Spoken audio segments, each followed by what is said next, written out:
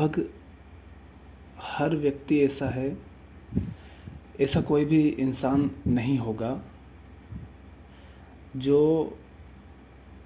अपने जीवन का कोई उद्देश्य नहीं बनाता हो।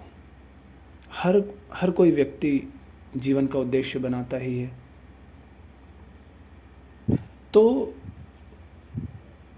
आज अगर हम देखें तो हर व्यक्ति अपने उस उद्देश्य को पूरा करने के लिए दौड़ रहा है।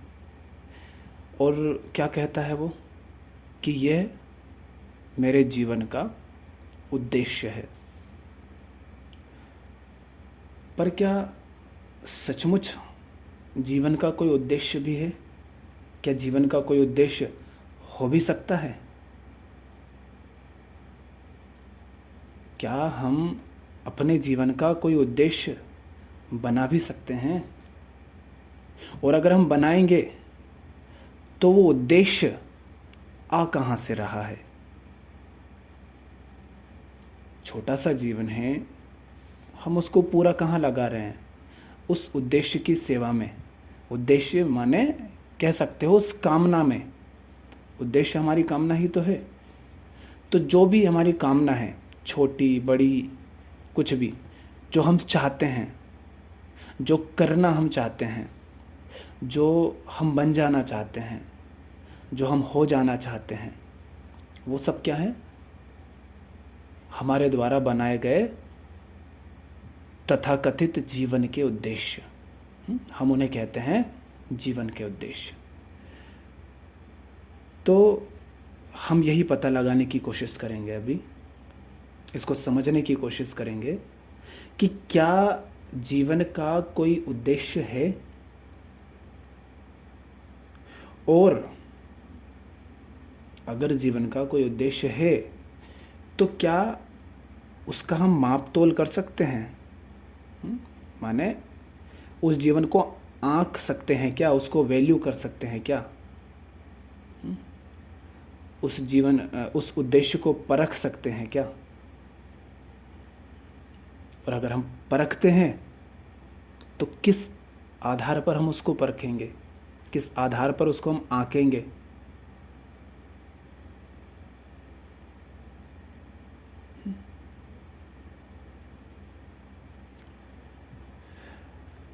तो मान लीजिए आपने कोई एक अपना उद्देश्य बनाया है ना। अब आप उस उद्देश्य को आंकते हैं, मापते हैं, जांचते परखते हैं कि उद्देश्य सही है या नहीं है। उद्देश्य में कोई कमी तो नहीं है। ये उद्देश्य मुझे हासिल करना है, तो क्या ये ठीक है? जो कुछ भी आप सोचेंगे वो सब कुछ कहाँ से आ रहा होगा? ज्ञात के दायरे से, नॉन। आप अपने उद्देश्य के लिए जो आधार रख रहे हैं, सही गलत का जो पैमाना है, वो कहाँ से आ रहा है? अतीत से। तो ये जो मापना है, आंकना है, ये केवल हो सकता है ज्ञात के ही दायरे में, अतीत के संदर्भ में। जब मैं जाने हुए के दायरे में जीवन के मकसद को आंकता हूं, तो मैं अपनी पसंद नापसंद के ही हिसाब से परखूंगा। क्या है इसका अर्थ? कि अगर मैं कोई उद्देश्य बना रहा हूं तो कौन सा उद्देश्य मुझे पसंद आएगा? जो उद्देश्य मैं बना रहा हूं वो उद्देश्य मुझे पसंद आएगा या नहीं आएगा, ये किससे तय होगा? अतीत में मेरी पसंद या नापसंद क्या रही हैं, उसके आधार पर। आज तक जो मेरी पसंद या नापसंद रही है, उसी से मैं वर्तमान उद्देश्य को, जो कि मैं भविष्य के लिए बना रहा हूं, उसको आंकूंगा। अभी मैं कोई चीज़ बाज़ार में जाता हूँ लेने, तो क्या होता है, हम नॉर्मली जब बाज़ार जाते हैं, कहीं भी जाते हैं, तो हम बताओ कहाँ जाते हैं। कहीं आप घूमने गए तो कौन सी जगह घूमने जाओगे? ज़्यादातर यही होता है कि हम उसी जगह बार बार घूमने जाते हैं जहाँ हम पहले ही गए हैं। हम उसी वस्तु को खरीदते हैं जिसका हमें पहले अनुभव है। हम उसी दुकान पर बार बार जाते हैं जहाँ हम पहले गए हैं। हम उसी रास्ते से यात्रा करते हैं जिससे हमने पहले की है। माने हम सुरक्षित मार्ग खोजते हैं। सुरक्षित किस अर्थ में? कि अतीत में इसका अनुभव मुझे हुआ है, मैं जानता हूँ, इस अनुभव से गुजरा हूँ, इस दौर से गुजरा हूँ, इस स्थिति से गुजरा हूँ। तो माने मेरा वर्तमान जो है वो अतीत के अनुभवों के आधार पर तय हो रहा है। तो क्या वर्तमान है अभी? नहीं। और वर्तमान में मैं उद्देश्य बना रहा हूँ भविष्य के लिए अतीत के अनुभवों पर आधारित। तो जिसे मैं भविष्य कह रहा हूँ, क्या वो भी है? नहीं। तो अगर मैं अभी उद्देश्य बना रहा हूँ और उस उद्देश्य को मैं परखता हूँ, नापता हूँ, तो उसको मैं अपनी पसंद या नापसंद के हिसाब से ही परखूँगा। मैं अपनी पसंद या नापसंद के हिसाब से परखूँगा, निरपेक्ष रूप से उसका अवलोकन नहीं करूँगा मैं।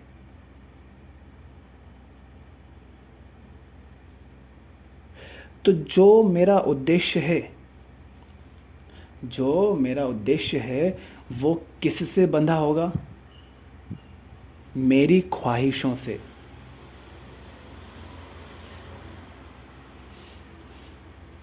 जो मेरा उद्देश्य है वो मेरी ख्वाहिशों से, मेरी कामनाओं से, मेरे अंदर बैठी वासनाओं से बंधा हुआ होगा, मेरी पसंद या नापसंद से बंधा होगा, है ना?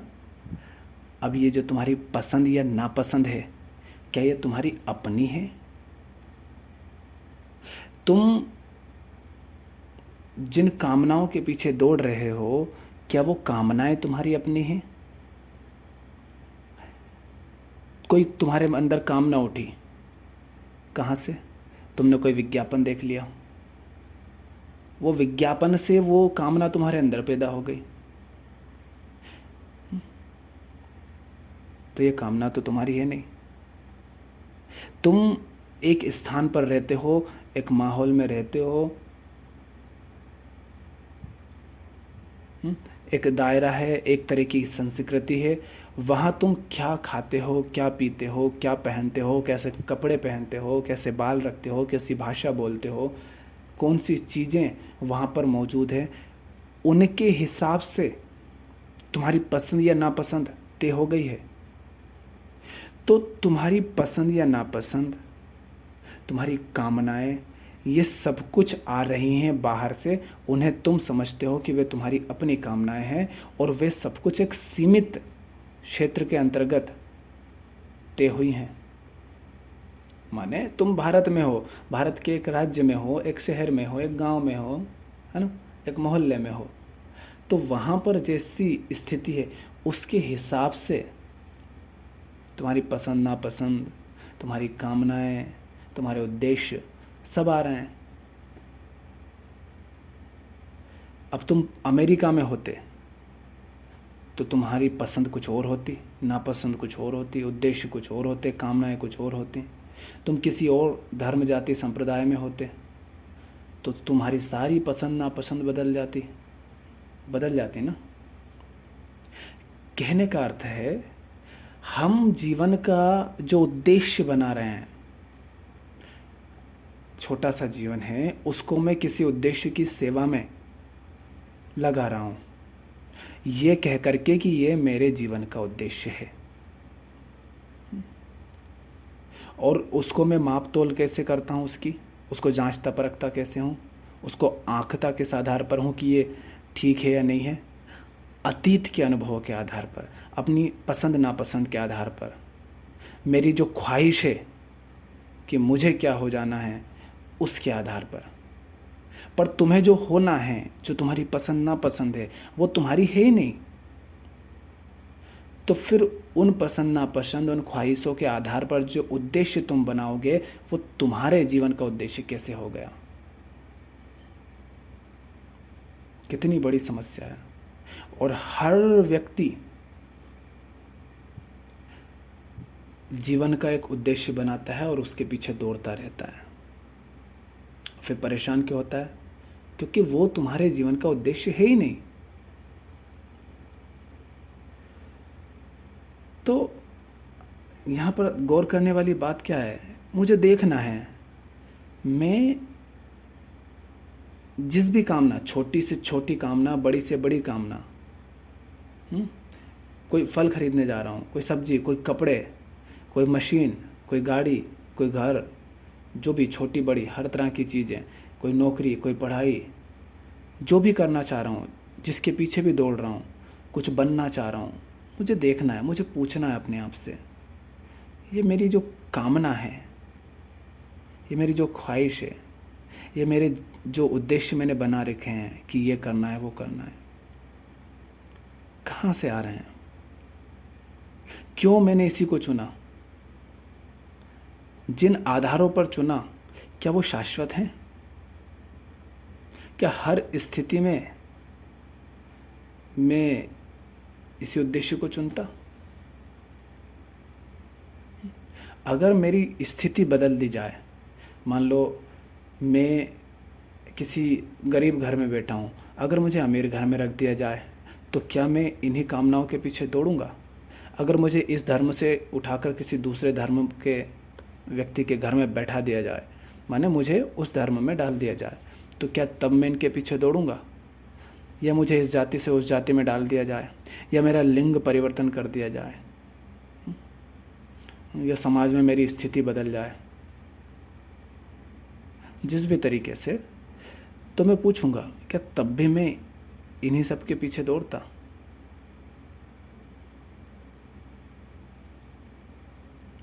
तो इसका अर्थ है कि मैंने ये जो उद्देश्य बनाया है, जिसे मैं जीवन का उद्देश्य कह रहा हूँ, ये मेरे सीमित ज्ञान, सीमित जानकारी, सीमित अनुभवों और अपने पूर्वाग्रहों, अपनी मान्यताओं, अपनी पसंद नापसंद के आधार पर आ रहा है। इसीलिए इसको जीवन का उद्देश्य नहीं कहा जा सकता कि ये आपके या किसी के भी जीवन का उद्देश्य है। वो उद्देश्य कहलाने लायक भी नहीं है। वो तो मेरे संस्कारों से आ रहा है, मेरी कंडीशनिंग से आ रहा है, और वो उद्देश्य मेरा नहीं है। क्यों? क्योंकि मैं अपनी संस्कारबद्धता को, अपनी कंडीशनिंग को समझता ही नहीं। मैं नहीं समझता अपने मन को, अपनी संस्कारबद्धता को, अपने पूर्वाग्रहों को, अपनी मान्यताओं को, अपने अनुभवों को, कुछ नहीं समझता। अपनी पसंद नापसंद को कहाँ से आ रही है, कुछ नहीं समझता। पर नहीं समझता, लेकिन क्या मानता हूँ, ये मैं ही तो हूँ, मेरी ही तो पसंद है। आप हो, ठीक, आप एक घर में पैदा हुए, आपके घर की स्थिति मान लेते हैं 4-5 लोग हैं आप। एक व्यक्ति पैदा हुआ अमीर घर में, एक पैदा हुआ गरीब घर में, ठीक। एक पैदा हुआ धार्मिक परिवार में, जहाँ धार्मिकता चलती रहती है थोड़ी बहुत, इस तरह की जो तथाकथित समाज में चलती है। एक पैदा हुआ ऐसे घर में जहाँ ज्ञान का भंडार है। एक ऐसे घर में पैदा हुआ जहाँ हिंसा नहीं होती, जैन घर में मान लो। और एक ऐसे घर में पैदा हुआ जहाँ हर दिन जीवों को मार कर खाया जाता है। तो यहाँ तुम्हारी जो भी पसंद नापसंद होगी, जो भी तुम्हारी कामनाएं होंगी, जो भी तुम्हारे जीवन के मकसद तुमने बनाए होंगे, जांचो तो क्या सचमुच ये हर स्थिति में तुम्हारे मकसद होते? क्या यही तुम्हारी पसंद होती? जो चीज़ तुम्हें पसंद है वो सामने वाले को क्यों नहीं पसंद है?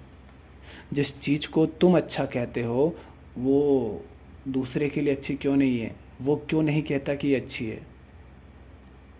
अगर वास्तव में वो चीज़ अच्छी है तो वो तुम्हारे लिए भी अच्छी होनी चाहिए, उसके लिए भी अच्छी होना चाहिए। माने जिसे हम अच्छा या बुरा कहते हैं, पसंद या नापसंद कहते हैं, सही या गलत कहते हैं, अगर वो आपकी संस्कारबद्धता से आ रहा है तो उसमें कुछ भी वैसा नहीं है। माने ये अच्छा और बुरा ये है ही नहीं। इसीलिए इन अच्छाई और बुराई के आधार पर जो उद्देश्य बनेंगे वो भी रेत के ढेर पर बने हुए महल की तरह होंगे, क्योंकि जिन आधारों पर तुमने जीवन के उद्देश्य बना लिए हैं वो आधार ही बहुत कमज़ोर हैं।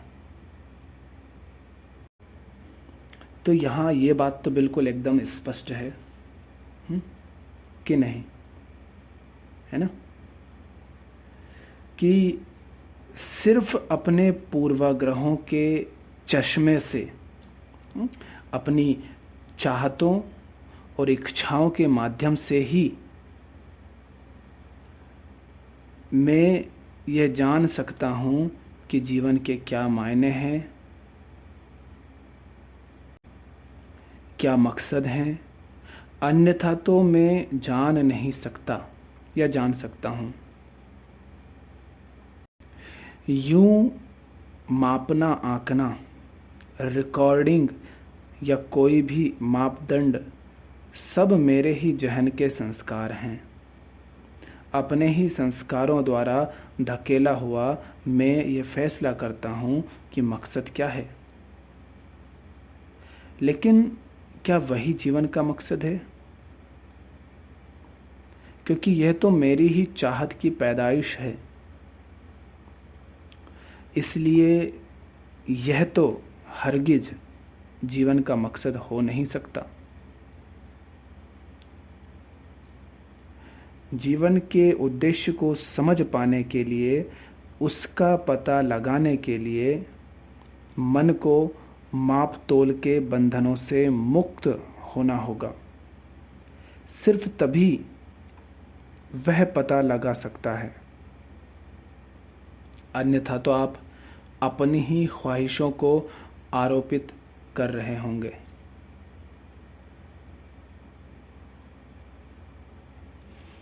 तुमने देखा होगा तथाकथित मोटिवेटर होते हैं और बहुत लोग होते हैं,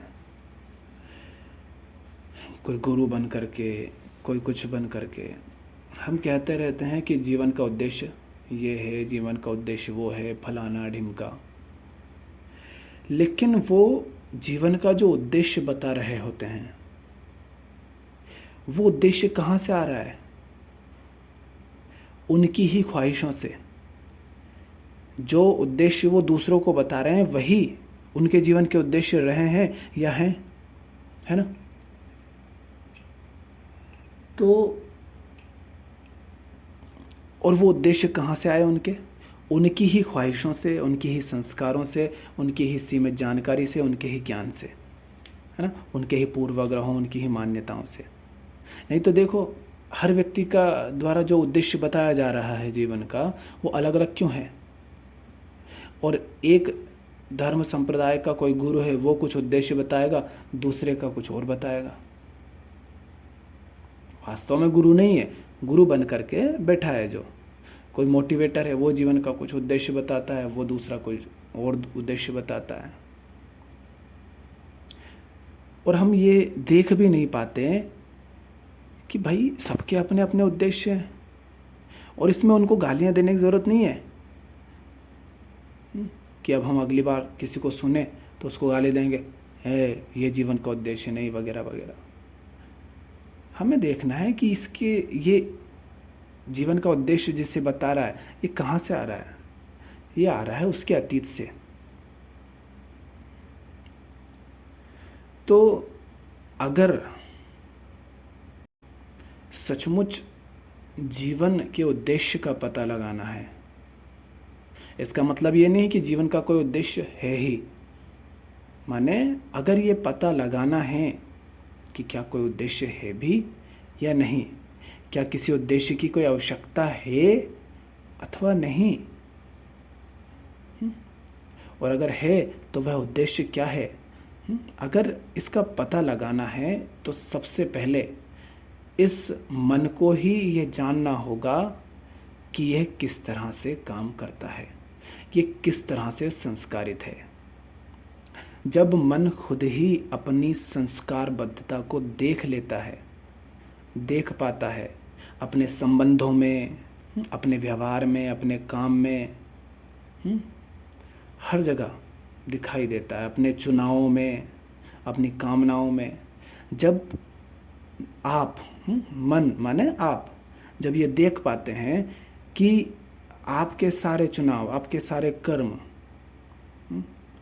आपके संबंध, आप जिस तरह से किसी से मिल रहे हैं, उसके बारे में जो सोच रहे हैं, किसी के भी बारे में जो सोच रहे हैं, कुछ भी जो कर रहे हैं, जब आप देख पाते हैं कि ये कहाँ से आ रहे हैं, माने जब आप कर्म के पीछे जो करता बैठा है उसको देख पाते हैं,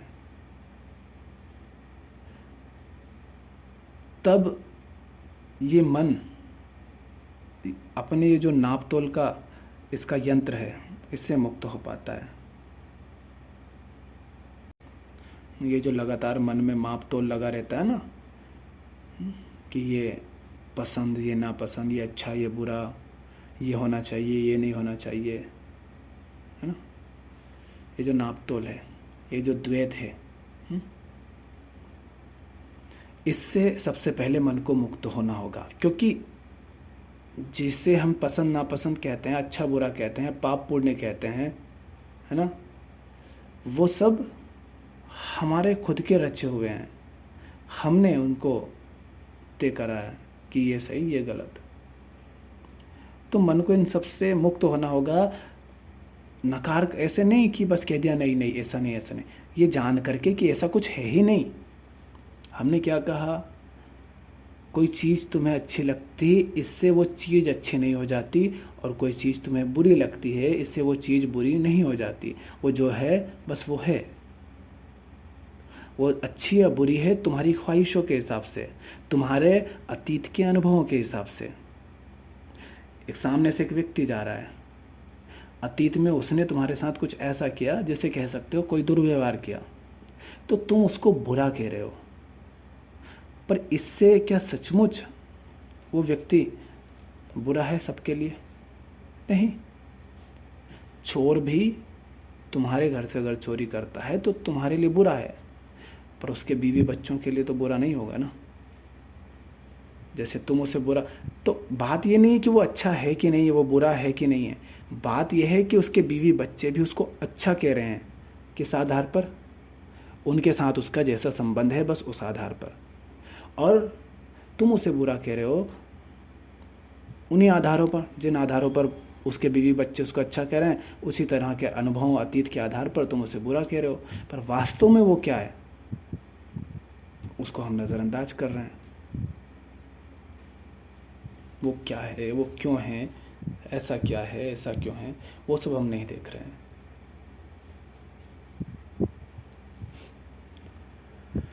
तो जीवन का उद्देश्य क्या है, इसको जानने समझने के लिए मन को ये समझना पड़ेगा, इस मापतोल से इसको मुक्त होना पड़ेगा। आपको ये ध्यान देना होगा, ये समझना होगा कि किस तरीके से मन मापतोल करता है, किस तरीके से मन चुनता है, किस तरीके से संबंधित होता है। और ये जो हम बात कर रहे हैं, ये कोई बौद्धिक रस्साकसी नहीं है, माने सिर्फ बौद्धिक बात नहीं है, बस बात ही नहीं है। अगर आप इसकी गहराई में उतरेंगे तो इसकी अहमियत को फिर आप समझ पाएंगे कितनी अहमियत है। हमारे जो बंधन है ना, जो दुख के कारण हैं, जो बेचैनी के या शांति के भय के कारण है, वो सब कुछ करने से नहीं हटेंगे, वो जानने से हटते हैं। क्योंकि हम वहाँ दुखी हैं जहाँ हम उस कारण से दुखी हैं जो कारण है ही नहीं। हम उस दुख से दुखी हैं जो दुख है ही नहीं। क्यों? सिर्फ अज्ञान के कारण। हम समझते नहीं।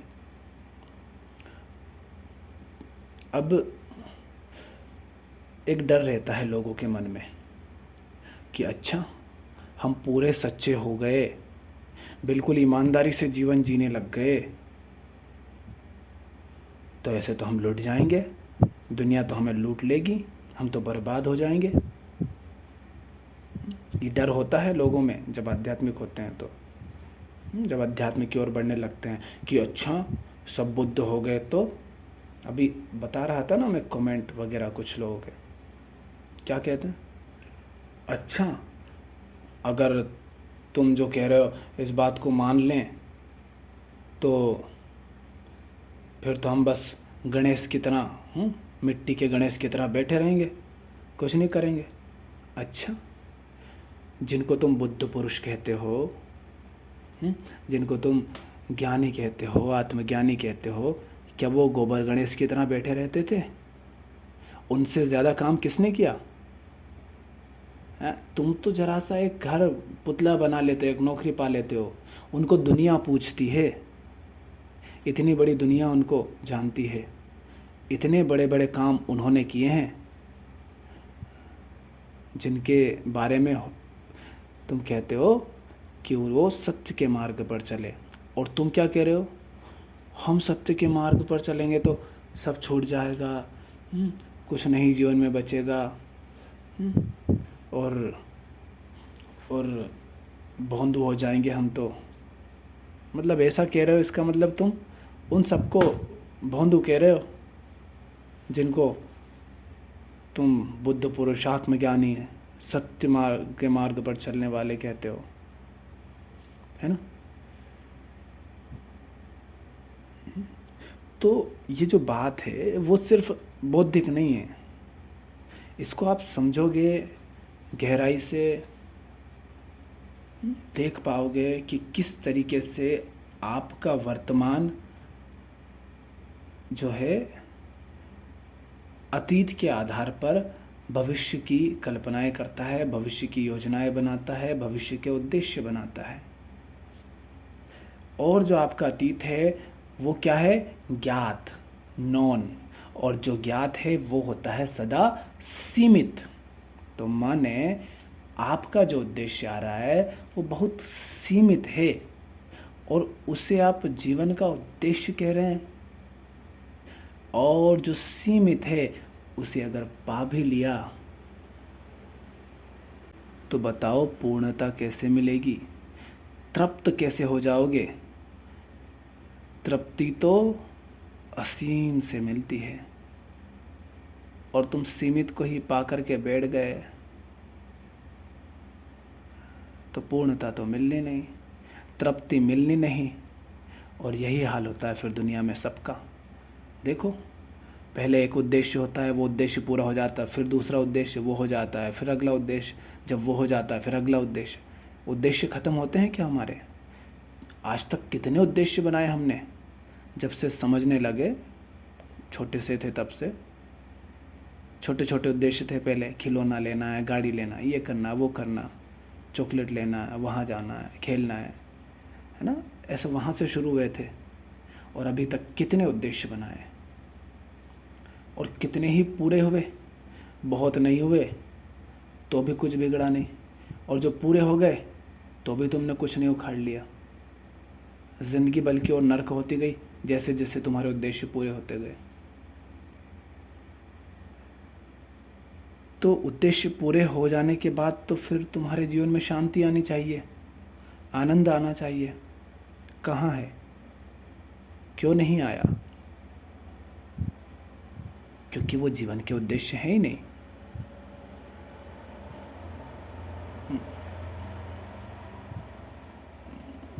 जैसे वो चलती है ना, ऐसे ही कहावत की तरह अपन कहते हैं, बेटा ये 8th से शुरू हुआ था मेरे साथ, 8वीं पास कर ले, फिर तो 10वीं में मज़ा ही मज़ा है, वहाँ चलेंगे पढ़ने, पास का शहर। मैंने कहा बढ़िया है, मतलब वहाँ पर बड़ा ये मन होता था पहले, बड़ा खुश होते थे कि बाहर जाएंगे पढ़ने। वो क्या था, गांव था ना, तो गांव से कोई ज़्यादा पढ़ने के उद्देश्य से बाहर नहीं गया था। शायद मैं पहला था जो गांव से इंदौर गया था पढ़ने के लिए। हमारे गांव जो था जहाँ रहते हैं वहाँ से कोई गया नहीं था इतनी दूर, 200-300 किलोमीटर पढ़ने के लिए। मैं पहला ही था, मैं पढ़ता जाता था। तो 10वीं तो ठीक है, चले गए रहने। फिर रहता ना, देखो 10वीं तो बोर्ड है, पर 12वीं में जिसके नंबर बहुत बढ़िया होते हैं ना, उसको तो फ़ायदा ही फ़ायदा होता है। 12वीं में अच्छे नंबर लाओ ना, दिल लगा के। तो पता है मैं 2017-18 में 12वीं कक्षा में था, और मैं इतना पढ़ता था कि 2006-2007 तक की जो किताबें थी, आती थी ना परीक्षा, बहुत परीक्षा अध्ययन, एग्ज़ाम की तैयारी के लिए, सब पढ़ डालता था। सर हैरान रहते थे प्रिंसिपल सर एक बार कहाँ आ गए थे, मतलब जहाँ वहीं पास में हम रहते थे रूम से, और मैं स्कूल से आकर के डायरेक्ट 4 बजे आता और 1-1.5 घंटे के लिए सो जाता था, 1 से 1.5 घंटे के लिए, फिर उठ कर के पढ़ाई करना शुरू। तो एक थोड़ी बहुत बताया था उनको कि ऐसे ऐसे करता हूँ। तो एक दिन वो आ भी गए थे और मैं सो रहा था तब, तो फिर उठा मिला। तो होता है ना कि ये पास कर लो, फिर तो ये मज़ा ही मज़ा। फिर 10वीं 12वीं पास कर लो, 10वीं तो मज़ा ही मज़ा, 12वीं पास कर लो तो मज़ा ही मज़ा, कॉलेज पास कर लो तो मज़ा ही मज़ा, ये कोर्स कर लो तो मज़ा ही मज़ा, ये नौकरी पालो तो मज़ा ही मज़ा। अच्छा पैसे, अरे थोड़े ज़्यादा पैसे वाली पालो तो मौजा ही मौजा। जीवन का उद्देश्य क्या? आईएएस बनना है, आईपीएस बनना है, डॉक्टर बनना है, वकील बनना है, प्रधानमंत्री बनना है, बिजनेसमैन बनना है, यही तो है ना। मुझे आर्मी में जाना, ये जीवन का उद्देश्य है। इससे बड़ा और क्या उद्देश्य हो सकता है जीवन का? ये जीवन के उद्देश्य हैं हमारे। फिर नौकरी लग गई तो पैसे कमाओ, पैसा पैसा जीवन का उद्देश्य है। बड़ा बंगला जीवन का उद्देश्य है, महंगी गाड़ी जीवन का उद्देश्य है, महंगे कपड़े, बड़ी होटलों में भोजन और महंगी घड़ी, ये जीवन के उद्देश्य होते हैं। उद्देश्य, अरे ये कहाँ भूल रहे हो? सुंदर पत्नी, हाँ, बड़ा रईस पति, 2 बच्चे। अरे बच्चे नहीं तो फिर गाड़ी किस काम की, घर किस काम का? घर है, गाड़ी है तो बीवी बच्चे होने चाहिए ना। हाँ, अच्छा घर को क्या खाली रखोगे? लाओ फर्नीचर से भरो।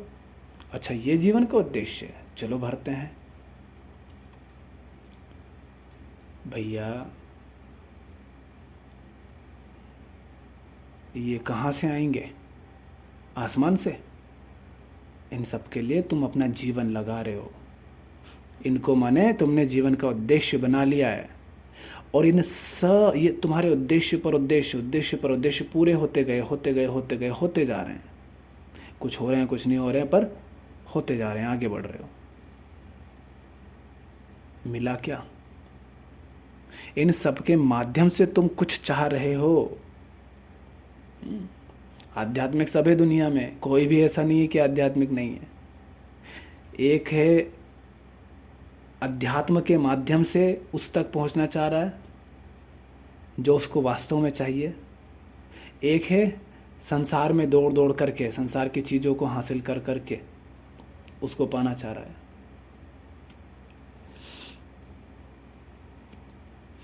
तो जीवन के जो उद्देश्य हमने बनाए थे, ये कह करके कि ये जीवन के उद्देश्य है, और उनमें पूरी जी जान लगा दिया था हमने। कल्पना करो, जब तुम परीक्षाओं के लिए तैयारी करते थे कैसे भयानक डरे हुए रहते थे, और कितना मतलब ये गलत ना हो जाए, ऐसा ना हो जाए, लेट ना हो जाए, अरे ये सवाल छूट गया, अरे कम नंबर आ गए, क्या क्या होता था। आज कहाँ है वो टेंशन, कहाँ वो तनाव, कहाँ वो चिंता, कहाँ वो कामनाएं। जब आज से 5 साल पहले, 10 साल, 15 साल, 20 साल पहले जो पसंद तुम्हें थी, जिन्हें तुम बहुत पसंद करते थे, जिन चीज़ों के पीछे दौड़ते थे, आज दौड़ते हो? जो चीज़ें तब पसंद थी क्या आज हैं पसंद? नहीं। पर उन्हीं सब के आधार पर, जो पिछला अतीत है, उन सब के आधार पर, उन सब के कंक्लूजन के आधार पर तुम आज एक उद्देश्य तय कर लेते हो और अपने जीवन को बस उस एक दिशा में बिल्कुल घुसेड़ देते हो। जैसे होता है ना, रास्ते पर घोड़ा रहता है, टांगे देखें ना कैसे उनकी आंखों के सामने वो लगा दिए जाते हैं अगल बगल में, ताकि घोड़े अगल बगल ना देखें, बिल्कुल सामने देखे बस रोड पर। तुम इसी तरह से ज़िंदगी से हर तरफ से काट लेते हो खुद को। जीवन के आनंद, मौज, मस्ती, जानना, सीखना, अलग अलग क्षेत्रों में क्या क्या चल रहा है, दुनिया को जानना, सीखना, इसलिए नहीं कि कुछ पाना है, बस सीखना, बस देखना, बस जानना, इसी में तो आनंद है। तो उस सब से कट जाते हैं ये मान करके कि यही जीवन का उद्देश्य है और इसको पा लिया तो सब मिल जाना है। और अंत में क्या होता है, उसको पा करके भी प्यास मिटती नहीं और अगले उद्देश्य के पीछे दौड़ चलते। हम ठहर कर ये पूछते भी नहीं कि इसके लिए तो मैं जी जान लगा रहा था, जब शुरुआत की थी तब मैं क्या सोच रहा था इसके बारे में, पर इससे तो वैसा कुछ हुआ नहीं, और हम दूसरे के पीछे दौड़ने लग जाते हैं।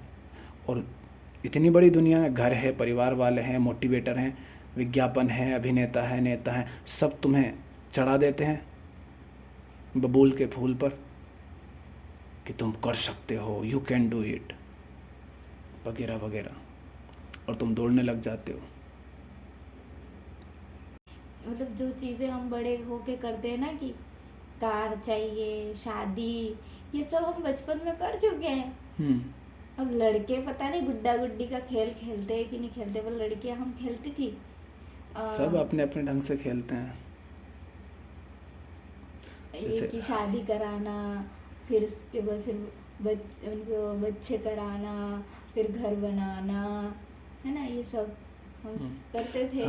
आप जैसे छोटे छोटे बच्चे होते हैं, लड़कियां होती हैं, वो क्या करती हैं, एक खाना बना रही होती है। वो खाना क्यों बना रही है, उसने मम्मी को देखा है, वो साड़ियाँ पहनती हैं, मुंह ढकती हैं, क्यों? उन्होंने अपनी मम्मी को देखा है, अपनी बहनों को, भाभी, चाचियों को देखा है, वैसे ही करते हैं। वो शादियाँ भी करते हैं। तो ये क्या कर रहे हो, खेल रहे हो। हम बचपन में क्या लाते हैं, छोटी छोटी कारें, और कितना हम सीरियस रहते हैं उन सब के लिए। और देखा ना, बचपन में भी छोटे छोटे बच्चे गुल्लक में पैसे इकट्ठे करते हैं, क्यों करते हैं? मुझे वो गाड़ी लेनी है, मुझे वो चीज़ लेनी है, मुझे साइकिल लेनी है, मुझे ये लेना है, वो खिलौना लेना है, वो चीज़ चाहिए, करते हैं ना। और पूरी तरह सीरियस। एक छोटा सा बच्चा गुल्लक बना रहा है, तैयारी कर रहा है, इकट्ठा कर रहा है, मेहनत कर रहा है, तरीके जो आजमा रहा है, जुगाड़ कर रहा है, जो भी उसको उससे बन पड़ता है वो करता है। ये क्या कर रहा है? वो वही सब कर रहा है जो आज ये सारे बड़े बड़े जो हो गए ना, जिनको हम कहते हैं बड़े हो गए उम्र में, ये जो कर रहे हैं वही काम वो कर रहे हैं। बस वो छोटी सी कार खरीद रहा है, तुम थोड़ी बड़ी खरीद रहे हो। वो सस्ती है, तुम्हारी महंगी है। उसकी हाथ से चलती है, तुम्हारी तेल से चलती है, पर कर तुम वही रहे हो, कोई अंतर नहीं है। खिलौनों से खेल रहे हो। अब तुम देखो कि तब जिन बातों को तुम इतना महत्व देते थे, क्या आज तुम उसी गाड़ी को चलाते हो? आज क्या तुम्हें वही पसंद है? तुम्हारी पसंद नापसंद बदल जाती हैं। आज अगर दो बच्चे लड़ें किसी चीज़ के लिए, तो तुम उन पर ध्यान नहीं दोगे। है ना। और उनको कहोगे पागल हो, क्या लड़ रहे हो इस छोटी सी चीज़ के लिए, फालतू की चीज़ के लिए। वो चीज़ तुम्हारे लिए फालतू है। तो वो चीज़ें तुम्हें लग रही हैं कि वो फालतू हैं, उनके लिए नहीं है। और उनके लिए नहीं है, ज़रा अपने बचपन में जाकर देखो, तुम जब छोटे थे तब तुम्हारे लिए क्या वो चीज़ें फालतू थी? नहीं। माचिस की जो रहती है ना, वो पत्ती निकाल लेते थे, आंटी से खेलते थे। आज तुम बच्चों को डांटते हो, देखा नहीं कैसे मम्मी पापा डांटते रहते हैं। छोटे छोटे बच्चे कुछ खेलते हैं, कुछ करते हैं तो कितना डांटते हैं। ये भूल ही गए, वो बच्चे की मानसिक स्थिति पर तो ध्यान ही नहीं दे रहे कि बच्चे की स्थिति क्या है, वो क्या सोचता है उस चीज़ के संबंध में, वो क्या सोच करके किसी खेल के पीछे, किसी चीज़ के पीछे दौड़ रहा है, क्यों वो उसके पीछे इतना भाग रहा है, क्यों उससे इतना चिपका हुआ है। तुम बच्चे की तरफ से नहीं सोच रहे हो, तुम वहाँ से सोच रहे हो जहाँ पर तुम हो। तो बच्चों पर भी हम हिंसा कर देते हैं। क्यों? क्योंकि हम समझते ही नहीं अपने मन को कि हम जो भी कर रहे हैं वो कैसे कर रहे हैं, कहाँ से आ रहा है। हम उसको डांट तो रहे हैं, क्यों? क्योंकि वो छोटी सी चीज़ पर उलझ रहा है। वो क्यों उलझ रहा है और तुम क्यों नहीं उलझ रहे हो? क्योंकि उसके लिए वो छोटी सी चीज नहीं है, उसके लिए वो महत्वपूर्ण, वो खास है। और आपके लिए वो इतनी खास नहीं है। हाँ। अब तुम्हें ऐसा लगता है कि वो, क्योंकि वो तुम्हारी कामनाओं को पूरा नहीं कर रही है। अब वो तुम्हारा उद्देश्य नहीं है, तुम्हारे उद्देश्य दूसरे हो गए हैं। एक समय पर वो ही तुम्हारे जीवन के उद्देश्य थे, आज दूसरे हैं। तो वही बात है कि ये जो बात है, अगर हम इसको समझें, इसको गहराई से देखें, तो इसकी अहमियत समझ आती है, इसको जब हम जीते हैं। क्योंकि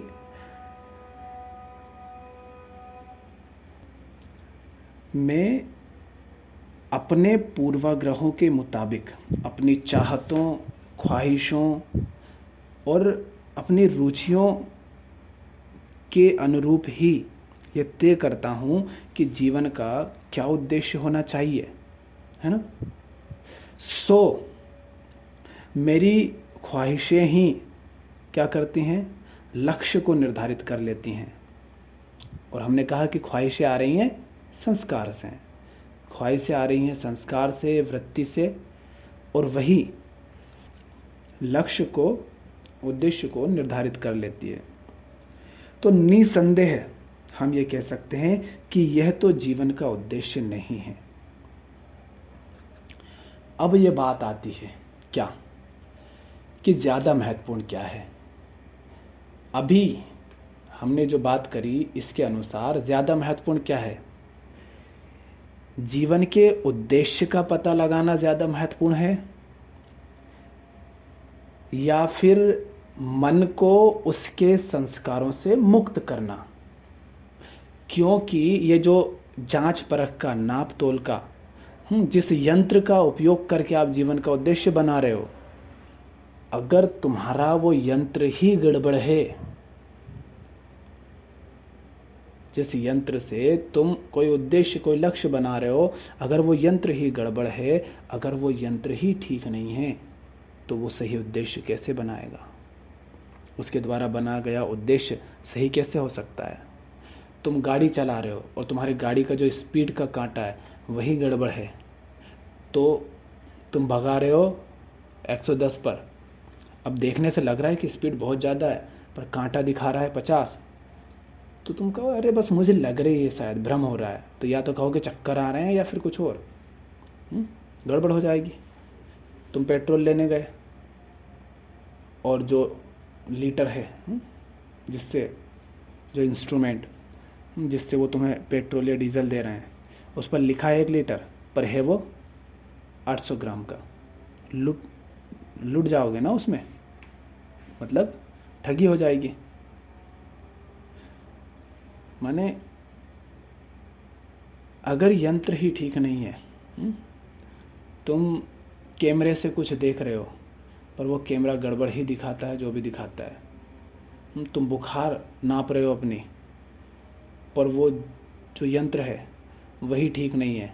बुखार है तुम्हें 110 और दिखा रहा है वो 97-98। तो दिक्कत हो जाएगी ना। तुम कहोगे हम बीमार ही नहीं है, ठीक ठाक है, नॉर्मल है सब।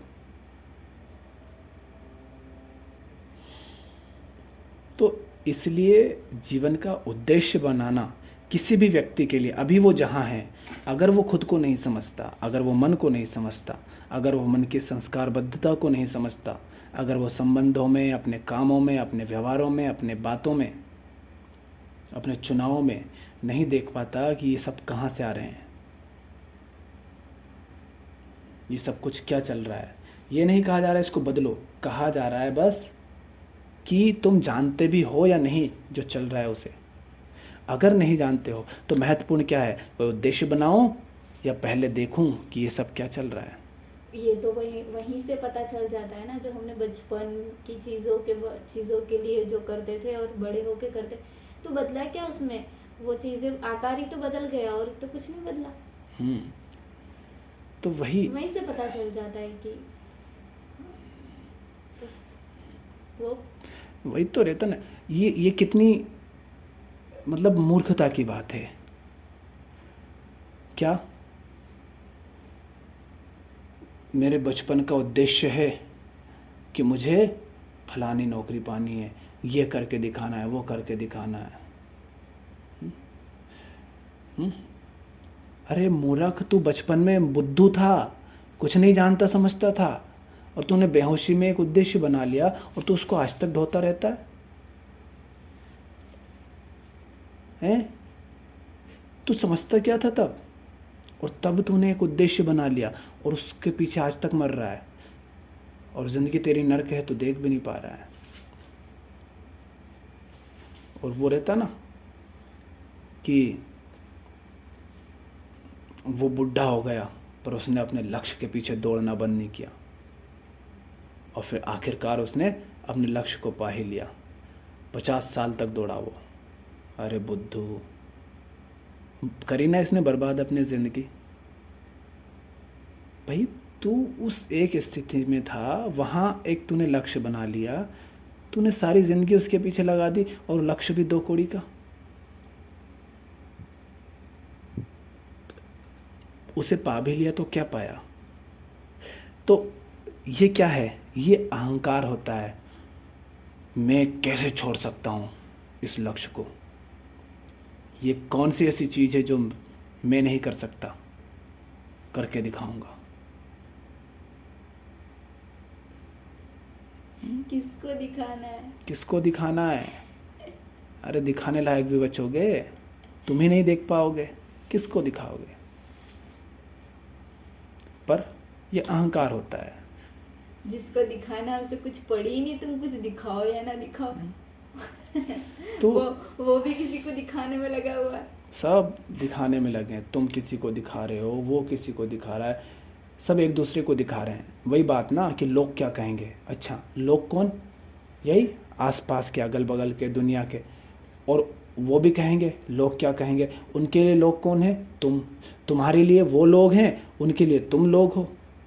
मुझे एक बात ये समझ नहीं आई, जैसे कि मेरे पापा है ना, वो मेरे गांव में, मतलब गांव में दिखावा ये सब मतलब करते हैं ना, कि मेरे गांव, ये मेरा बड़ा नाम, ये होना चाहिए, मुझे ये करना चाहिए, है ना। लोग मतलब जो भी वो करते हैं ना लोगों को दिखाने के लिए, है ना, ये इज्जत, ये वो, मतलब बहुत सारी बातें। तो वो तो विदेश जा चुके हैं, तो उनको तो ये बात समझ आ जानी चाहिए ना कि यहाँ पर तो मुझे बस ये गांव के जो आस पड़ोस वाले और थोड़े बहुत रिश्तेदारी जानते, शायद उनको पूरा गांव भी नहीं जानता। तो वहाँ पे इज्जत करके दिखावे के चक्कर में अपनी लाइफ वो खराब कर रहे हैं। पर जो बाहर घूम के आया है, विदेश जाके आया है, उसे तो ये बात समझ आ जानी चाहिए ना कि दुनिया यही थोड़ी है, दुनिया ये भी है, इतनी बड़ी है, मुझे तो सिर्फ इतने ही जानते हैं। लेकिन फिर भी हाँ, लेकिन उनको इतने लोग जानते हैं यहाँ, वहाँ इतने उनको थोड़ी ना जानते हैं। यहाँ के सारे लोग जानते हैं वहाँ के उन्हें इतने नहीं जानते। हाँ। उनके जैसे वहाँ कितने ही भरे पड़े, वो यहाँ से गए विदेश कुछ काम करने, नौकरी करने, हाँ। तो वहाँ इनको थोड़ी ना लोग जानते हैं। ये तो काम करने गए हैं, दिन भर अपना काम में निकल जाता है इनका तो, और इनके जैसे वहाँ कितने ही हैं। तुम शहर में रह रहे हो, शहर में तुमने 5 मंजिला मकान बना लिया, पर तुम्हारे जैसे कितने ही मकान 15-15, 20-20 मंजिला मकान है, तो वहाँ तुम्हारी कोई औकात नहीं है। लेकिन गांव चले गए तो गांव में 2 मंजिला भी नहीं मिलती है मुश्किल से, तो उनके सामने फिर तुम अपना रुतबा दिखाओगे। वहाँ शहर में किसी ने इज्जत नहीं दी तुमको, अब यहाँ तुम आकर के अपनी इज्जत बटोरोगे। भैया देखो शहर से आया हूँ, ये काम किया है, ये पाया है, इतना बड़ा महल है। अब ये कौन है गांव के? ये सब भूखे, इनको वही सब चीज़ें चाहिए, और इनको दिखती है सामने वाले के पास वो सब चीज़ें, तो ये उसके सामने समर्पण कर देते हैं, उसके चरणों में झुक जाते हैं। अरे बा साहब, भाऊ जी आपने तो ये पा लिया, वाह। नहीं, वो भी दिखावा करते, हकीकत में कोई समर्पण नहीं करते। ये थी वो भी, उनको क्या मतलब, अभी तुम्हारे 5 मंजिला जो मकान है वो गिर जाए और तुम झोपड़ी पे आ जाओ, तो वो थोड़ी ना तुम्हारे पास आएंगे। उनको तुमसे कहाँ मतलब है, उनको तो उन चीज़ों से मतलब है। क्या कहते हैं इसको, एक बार लिखा था ना कि सम्मान तुम्हारा नहीं है। अगर आज तक तुम्हें सम्मान नहीं मिल रहा था और पैसा मिल जाने पर तुम्हें सम्मान मिल रहा है, तो सम्मान तुम्हारा नहीं है, पैसों का है बेटा। इस भ्रम में मत रहना कि तुम्हें सम्मान मिल रहा है। लोग बड़े, ये भी एक अजब गजब की बात है। लोग कहते हैं कि जिसके पास पैसा होता है ना, दुनिया उसी को सम्मान देती है। अरे मूर्ख, दुनिया क्या खाक सम्मान दे रही फिर वो?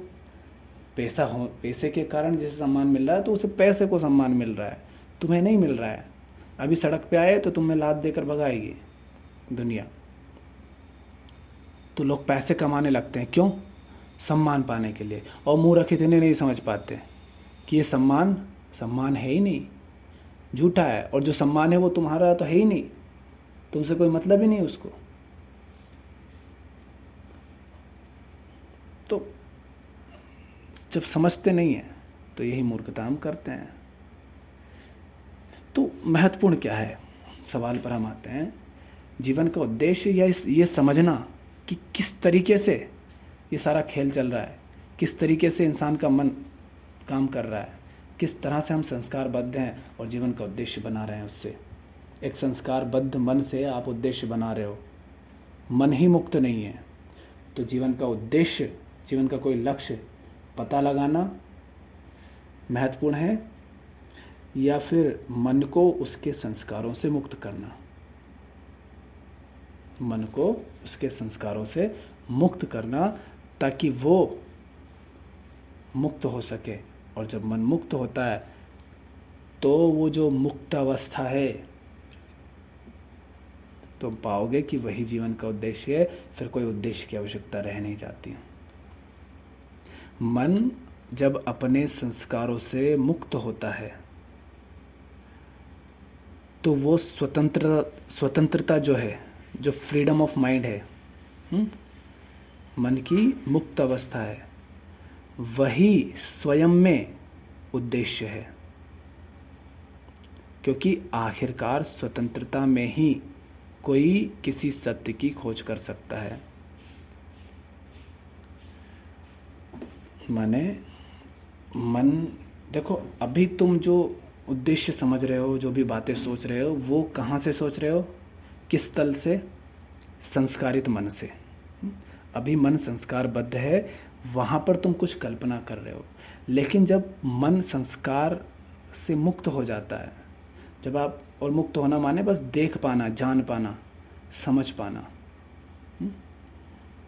कि किस तरह से संस्कारित है, तो जब मुक्त होते हो उससे, माने जब तुम संस्कारबद्धता को देख पाते हो, तो देखो, अगर देख पा रहे हो तो तुम्हें साफ दिख जाएगा कि किस तरीके से ये आपके लिए हानिकारक है।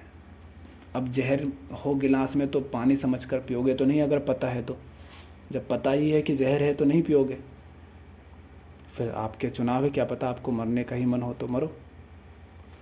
तो जब मन संस्कारबद्धता से मुक्त होता है तो अभी तुम्हें लगता है ना कि फिर अभी अभी सोच रहे हो कि हाँ चलो मुक्त हो जाएगा तब कोई उद्देश्य सही बनाएंगे।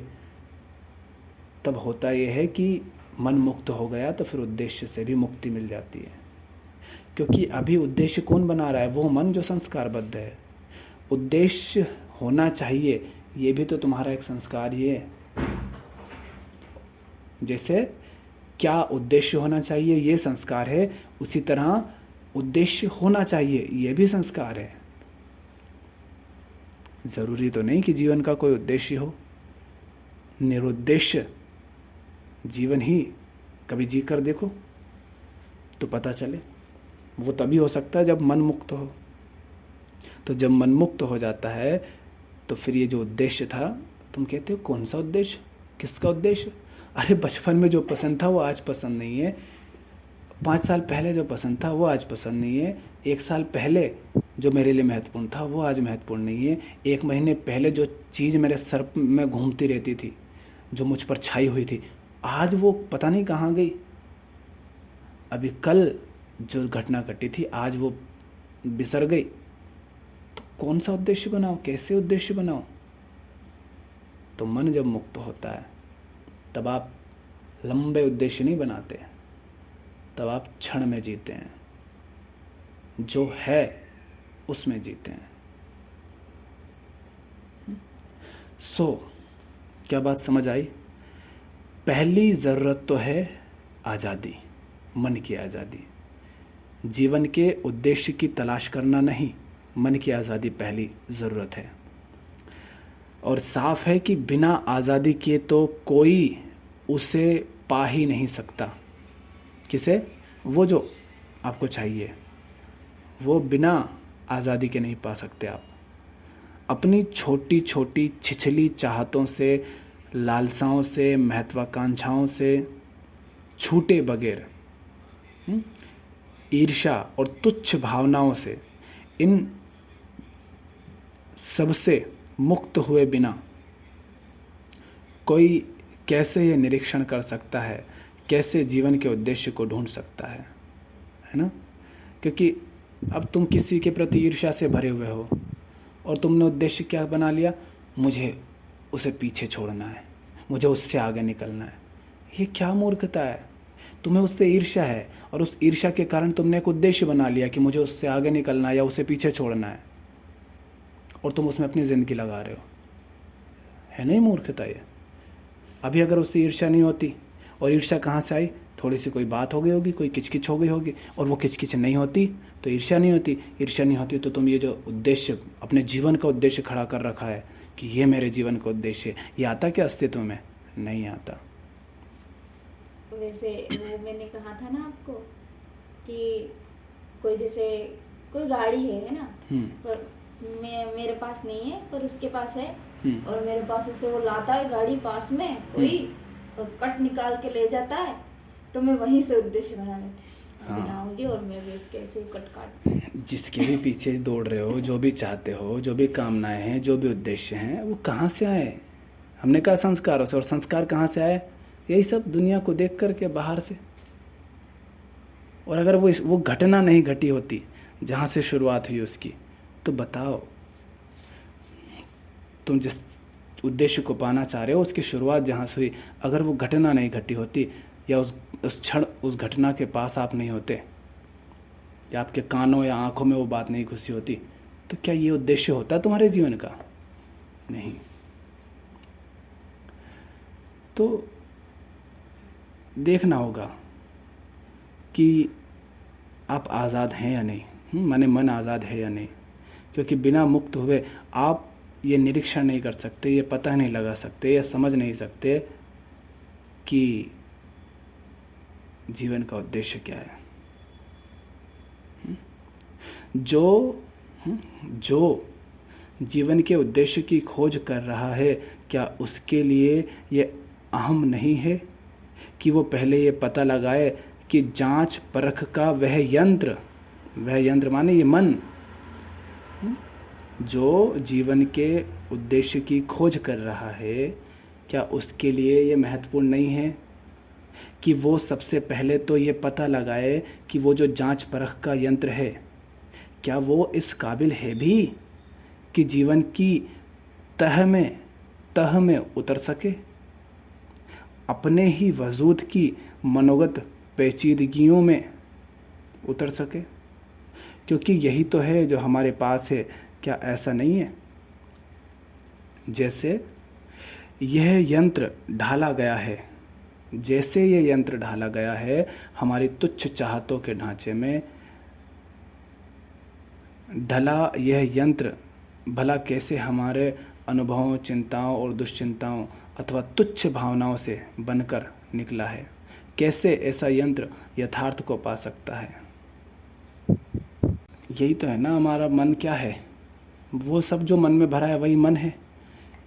वासनाएं, चिंताएं, तनाव, कामनाएं, ख्वाहिशें, उद्देश्य, लक्ष्य, ईर्ष्या, सपने, विचार, डर और बहुत कुछ, वही सब तो क्या है, वही सब मिलकर के तो मन बनता है। तो ऐसी खिचड़ी है।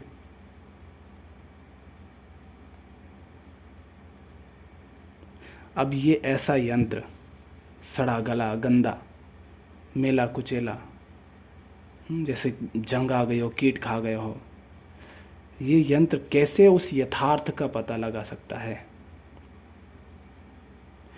और अगर आपको जीवन के उद्देश्य का पता लगाना है तो क्या यह महत्वपूर्ण नहीं है कि पहले आप ये पता लगाएं कि खोज करने वाला जीवन के मकसद को समझने के, उसका पता लगा पाने के योग्य है भी कि नहीं? और खोजने वाला कौन? मन। उसी का उपयोग कर रहे हैं आप। तो क्या वो है मुक्त? कहने का मतलब है अगर वो मुक्त नहीं है तो कैसे खोजेगा? क्योंकि उसकी बागडोर किसी और के हाथ में है। तुम टीवी को हाथ में लिए लिए घूम रहे हो और तुम टीवी को पकड़ कर बैठे हो, मेरी टीवी, इसके पास कोई नहीं बैठेगा और रिमोट मेरे हाथ में है, खा ले टीवी को, है ना? तो ये तन और शरीर, मस्तिष्क तुम्हारे पास है, मन तुम्हारे पास है, पर उसे चला कोई और रहा है। तो कैसे जो उद्देश्य होगा वो तुम्हारा कैसे होगा, है ना? तो जो कोई भी अपने जीवन का कोई उद्देश्य बना रहा हो, कोई भी उद्देश्य बना रहा हो, पहले देखें, पहले समझें कि जिस यंत्र का उपयोग करके आप उद्देश्य बना रहे हैं, क्या वो यंत्र इस काबिल है?